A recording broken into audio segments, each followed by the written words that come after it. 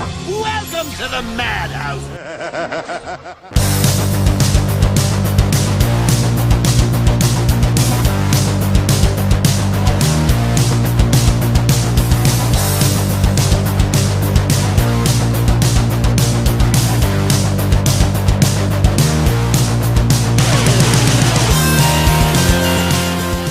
We all go a little mad sometimes. Hello, ladies and gentlemen, children of all ages. Welcome back to the Nights of Horror. It's your boy Sam, and today we will be discussing the history of Queen Mary's Dark Harbor. For those of you who do not know, Dark Harbor is entering into its 10th season this year and will be bigger and better than ever. It will be playing off the rich history of the ship and bringing your fears to life. Although I have never been to the event, I'm super excited to experience it. But before we get into the event and its history, let us talk about the ship. The Queen Mary set sail on May 27, 1936.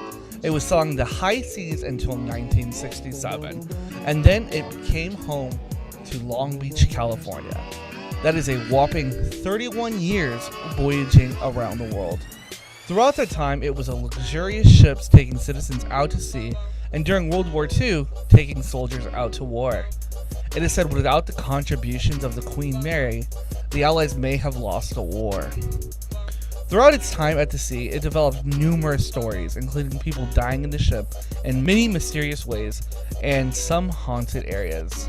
So much so that the ship is regarded as one of the most haunted places in America. Due to its haunting history, many have decided to explore what makes the ship so scary. In fact, the ship offers year-round paranormal tours, invites paranormal investigators, and offers special reservations for those seeking to enter into the scares.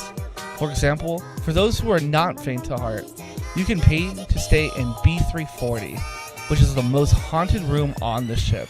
This room is known for its mysterious activities and unexplained phenomenons.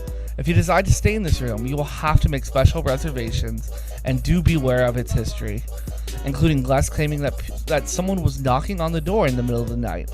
Other complaints include bathroom lights turning on and off by themselves, the sink faucet turning on and off on its own, and unexplained bathroom doors randomly shutting.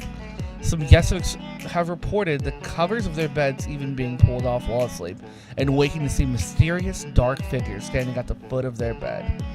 Over the last 10 years, Queen Mary's Dark Harbor has aimed to bring the history of the ship to life. The event began under the creative direction of David Wally and has since grown to include icons in the haunt industry like John Cook from Plague Productions.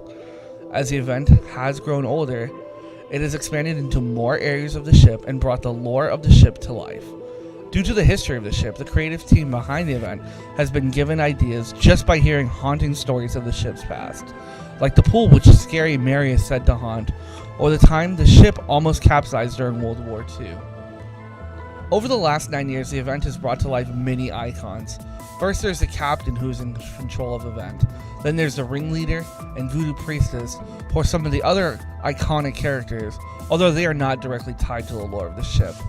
Lastly, there are some of the characters in the mazes like Half-Hedge Henry and Scary Mary, who are said to be ghosts on the ship, and the creative team behind Dark Harbor have decided to allow to haunt the mazes.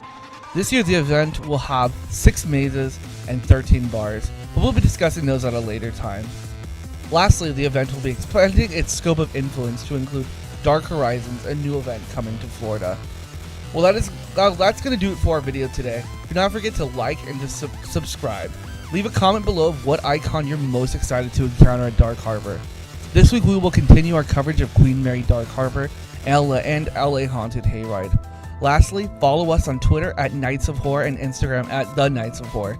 See you in the next video. Peace.